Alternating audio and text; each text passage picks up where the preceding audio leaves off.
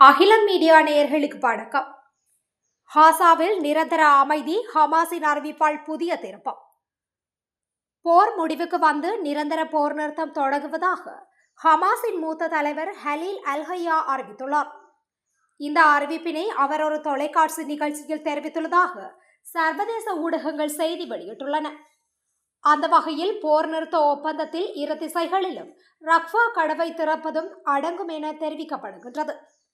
அத்துடன் இஸ்ரேல் சிறையில் அடைக்கப்பட்ட அனைத்து பாலஸ்தீன பெண்கள் மற்றும் சிறுவர்களை விடுவிப்பதும் அடங்கும் என ஹலீல் அல்-ஹையா குறிப்பிட்டுள்ளார்.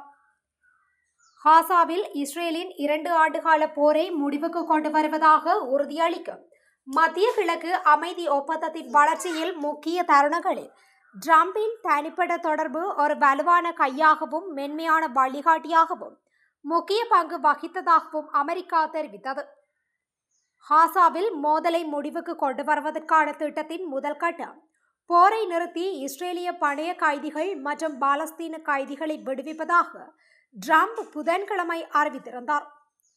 இந்நிலையில் டிரம்பின் குறித்த போர் நிறுத்த ஒப்பந்தத்திற்கு இஸ்ரேல் ஒத்துழைப்பதாக அறிவித்திருந்த நிலையில் தற்போது ஹமாஸின் மூத்த தலைவரும் அதனை உறுதிப்படுத்தியுள்ளார். இதுபோன்ற செய்திகளை உடனுக்குடன் அறிந்து கொள்ள அகிலம் மீடியாவுடன் இணைந்திருங்கள். நன்றி.